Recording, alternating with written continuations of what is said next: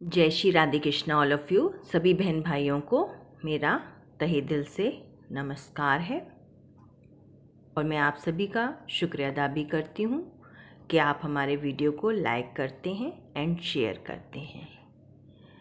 आज हम आपको मनोविज्ञान के कुछ प्रश्नों के उत्तर समझाने जा रहे हैं जो आपकी परीक्षा के लिए मोस्ट इम्पॉर्टेंट हैं।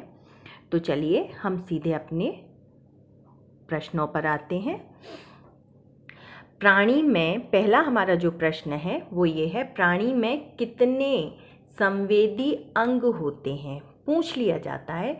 तो वहाँ संख्या अगर दी हो तो आप बता दीजिएगा 5।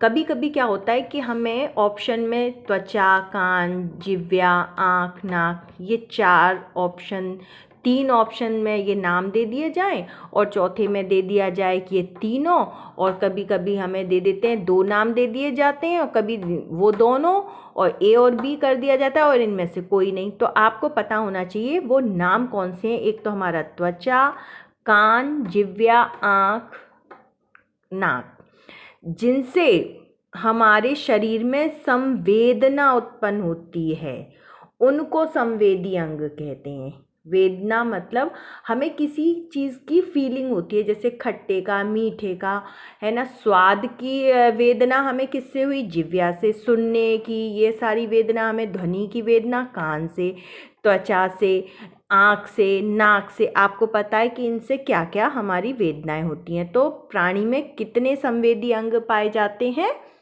5। अब आ जाता है हमारा दूसरा प्रश्न, दूरदृष्टि दोष को क्या कहते हैं, या दूरदृष्टि दोष का दूसरा नाम भी पूछ लिया जाता है तो मायोपिया कहते हैं। दूरदृष्टि दोष को मायोपिया कहते हैं। तीसरा हमारा प्रश्न है, निकट दृष्टि दोष का दूसरा नाम, तो इसका दूसरा नाम है हाइपरमेट्रोपिया। अब हमारा चौथा प्रश्न आ जाता है, प्रत्यक्ष रूप से आयु व परिपक्वता पर निर्भर करता है। क्या चीज़ आयु व परिपक्वता पर निर्भर करती है? तो अधिगम यानी कि सीखना। सूचनाओं के आदान प्रदान का महत्वपूर्ण घटक है। अब देखो, सूचनाएं हैं, संचार होगा तभी सूचनाओं का आदान प्रदान होगा। तो संचार माध्यम से सूचनाओं का आदान प्रदान किया जाता है। नेक्स्ट हमारा है, व्यवहारवादी सिद्धांत के वैज्ञानिकों के नाम।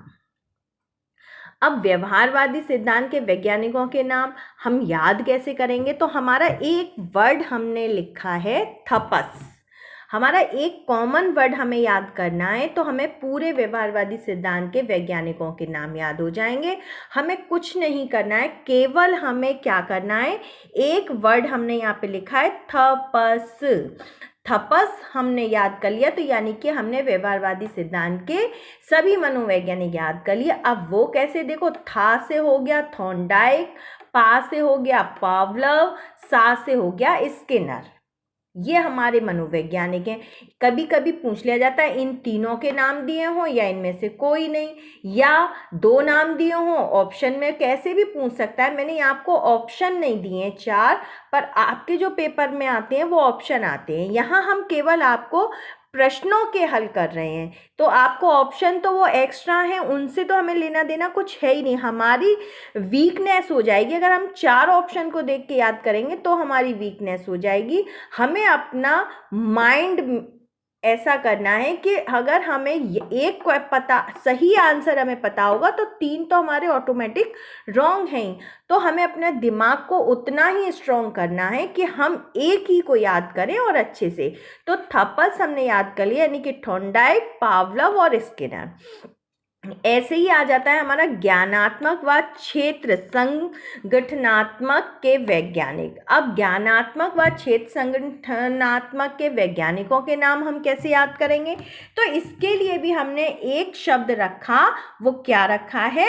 वकोलेपी। हमने केवल वकोलेपी याद रखना है। जैसे थपस याद किया, ऐसे ही हमें वकोलेपी याद करना है। वा से वर्दीमर हो गया, का से कोहलर हो गया, ला से लेनिन हो गया और पा से प्याजे हो गया, पी से क्या हो गया, प्याजे हो गया, पी से।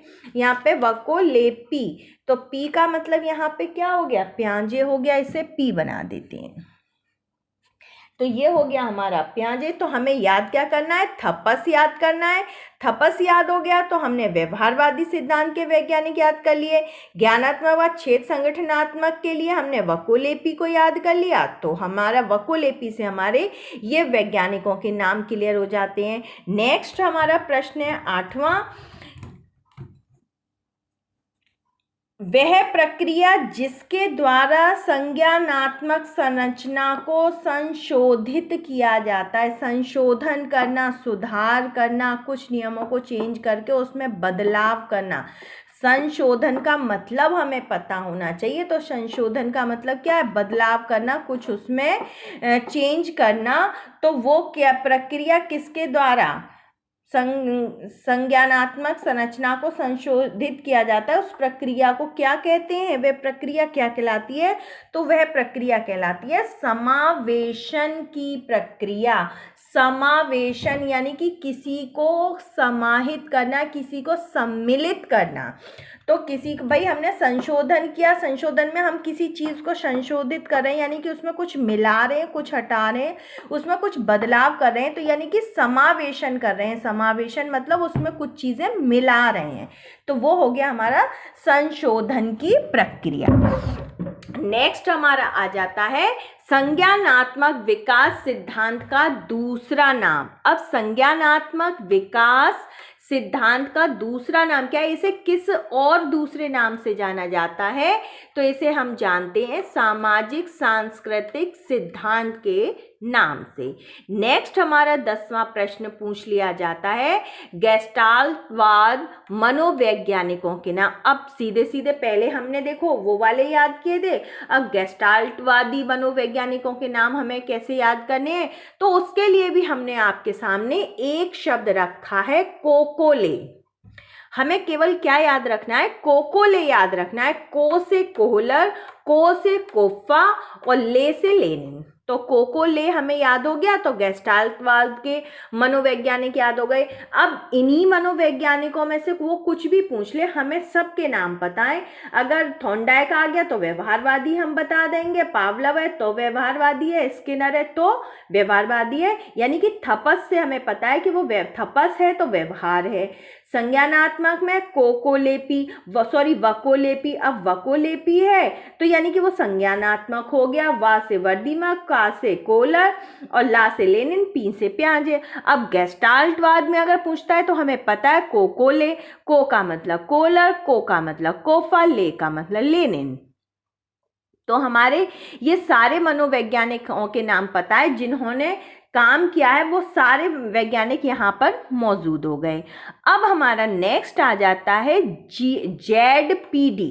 जेडपीडी किस पर आधारित है, ये जेडपीडी है, ये किस पर आधारित है, ये मोस्टली क्वेश्चन आ जाता है कि जेडपीडी किस पर आधारित है। तो ध्यान रखिएगा जेडपीडी हमारा मानसिक कार्यों पर आधारित है। अब नेक्स्ट हमारा प्रश्न आ जाता है शिक्षण सामग्री का चयन किया जाता है। अब शिक्षण सामग्री का चयन किसके अनुसार किया जाता है, तो हमारा पहला पॉइंट क्या आ जाएगा, विषय तथा पाठ्यक्रम के अनुसार ही। जो हमारा विषय है, हम शिक्षण की सामग्री है, कोई भी सामान है, जैसे कि कोई चार्ट बना लिया, मॉडल बना लिया, या हम उससे उस विषय से संबंधित किताब वगैरह लेते हैं या कॉपी लेते हैं, पेन पेंसिल रबर बोर्ड, जो भी हम एक्स्ट्रा विषय वस्तु जो भी हम लेंगे शिक्षण की सामग्री, तो वो कैसे लेंगे कि हमें पहले पाठ्यक्रम पता हो, विषय पता हो, उसी के अनुसार तो हम सामान लेकर जाएंगे। जैसे अब हमें सिलाई बुनाई करनी है, अब से हमें पता है कि हमें सिलाई का हमारा है, जो लड़कियां होम साइंस लेती हैं, अब वो उन्हें पता है कि गैस भी लेना है, चूल्हा लेना है, ये सारी चीज़ें लेनी है। लड़कों को अगर कोई हो जाए तो हमें पता है कि अगर हमारा कॉमर्स से रिलेटेड है तो आपको क्या मोबाइल की या लैपटॉप की या आपको कैलकुलेटर की ज़रूरत पड़ जाएगी। विज्ञान वर्ग है तो पूरा डिसेक्शन बॉक्स चाहिए होता है। तो ये सारी क्या है, ये शिक्षण की सामग्री है, पर हमें पता है कि हम किस साइड साइट्स हैं, साइंस है, आर्ट्स है, कॉमर्स है, उसी के अनुसार तो हम चीज़ें लेकर जाएंगे। तो हमें पता होना चाहिए विषय तथा पाठ्यक्रम के अनुसार शिक्षण की सामग्री का चयन किया जाता है।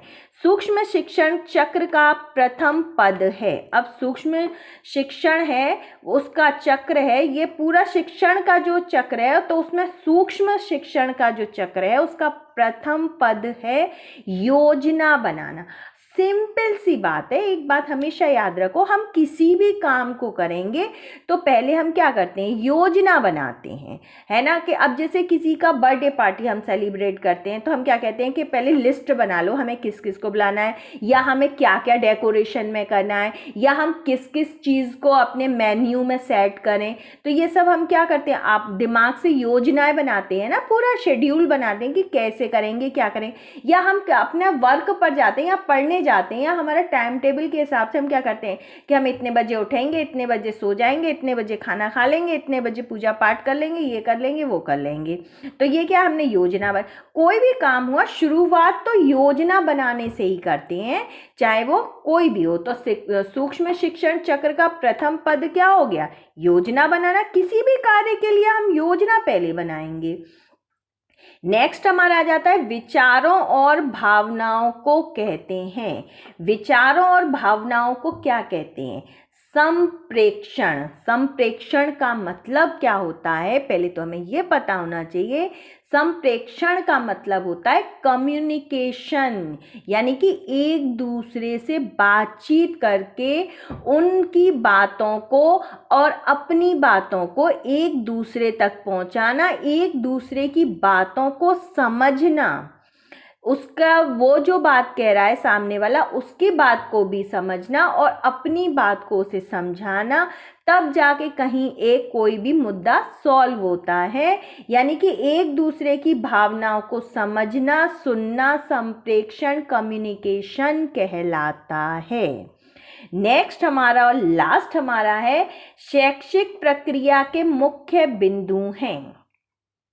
शैक्षिक प्रक्रिया के 3 मुख्य बिंदु हैं। कभी कभी आपसे संख्या में पूछ लिया जाए तो आप बताएंगे 3 मुख्य बिंदु हैं। पहला है उद्देश्य, दूसरा हम शैक्षण यानी कि शिक्षा देने जा रहे हैं, तो हमें शिक्षा, सबसे पहले हमें शिक्षा में क्या सोचना है कि हमारा भाई कोई भी काम हो, पढ़ाई हो, लिखाई हो, जॉब हो, XYZ कोई भी काम हो, पहले हमें अपना लक्ष्य तो पता हो। हम आगे किसी भी रास्ते के लिए हम आगे कब बढ़ सकते हैं, जब हमारे पास कोई उद्देश्य हो, कोई हमारे पास आगे बढ़ने के लिए एम हो। बिना एम के भाई हम पढ़े जा रहे हैं, हम क्यों पढ़ रहे हैं, हमारा उद्देश्य क्या है।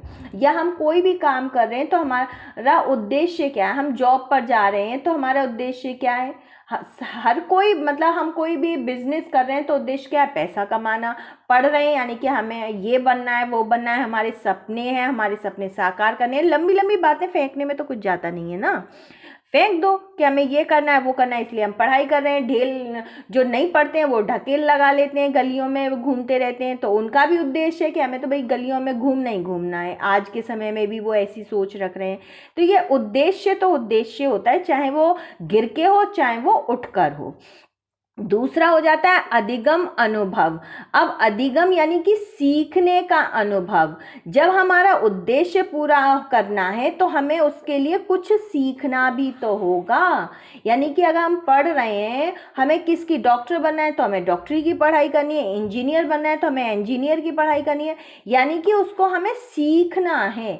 जो बच्चे भाई, और कोई किसी को डांस का शौक है तो वो डांस करने की तैयारी, प्रैक्टिस करेगा, या किसी को पेंटिंग करने का है तो वो पेंटिंग के लिए, उसके लिए तैयारी करेगा, मतलब सीखेगा, है ना। किसी को मॉडलर बनना है तो वो एक्टिंग वगैरह या स्टाइलिश तरीके से चलना करना सीखेगा। हर जगह आ क्या जाता है, उद्देश्य को पूरा करने के लिए सीखना जरूरी है ना। तो उद्देश्य के बाद हमारा अधिगम अनुभव हो गया। अब आ जाता है लास्ट हमारा विद्यार्थी का मूल्य निर्धारण। अब हमारा खुद का मूल्यांकन करना, निर्धारण करना भी तो हो गया। लिया भाई, हमने उद्देश्य पूरा कर लिया, ये अधिगम भी सीखना भी पूरा कर लिया, उसके बाद हमें ये भी तो देखना है कि हमने कितनी तरक्की कर ली, यानी कि हमने कितना प्रोग्रेस किया, हमने कितना हम आगे बढ़ गए, हम अपने कार्य में कितना अपने आप को इम्प्रूव कर पाए हैं। ये सारी चीज़ें, ये क्या हो गई, शिक्षण प्रक्रिया के मुख्य बिंदु हो गए। मुझे उम्मीद है आप सभी को बहुत अच्छे से समझ में आ गया होगा। अगर आपको कोई भी परेशानी होती है तो आप हमें कमेंट बॉक्स में लिख सकते हैं, हम आपको आपके अनुसार चीज़ें कराएंगे। एक और बात है, मैं यहाँ आपको ऑप्शन के द्वारा भी समझा सकती हूँ, पर उससे आपके दिमाग पे इफ़ेक्ट नहीं पड़ेगा, फिर तो बहुत ईजी हो जाएगा। इससे क्या है कि आपको छोटी छोटी चीज़ें पॉइंट भर से याद हो जाएंगी। ये ऑप्शनल 4-5 करके उससे ना हमारा कंफ्यूज हो जाता है, फिर हम वही रटंत विद्या कभी न फलंत विद्या, जो हम अपने दिमाग से करेंगे कि हाँ हमें पता है इसका ये आंसर है, फिर 3 हमारे ऑप्शन चाहे कोई भी बने रहे, हम डगमगाएंगे नहीं और हमारा सटीक आंसर जाएगा। इसलिए मैंने आपको केवल उनके जो करेक्ट आंसर हैं वही दिए हैं। अगर आपको कुछ भी डाउट हो तो आप हमसे कमेंट बॉक्स में पूछ सकते हैं। अगर आपको हमारा वीडियो अच्छा लगता है तो इसे लाइक कीजिए, सब्सक्राइब कीजिए एंड शेयर कीजिए। जय हिंद, जय भारत।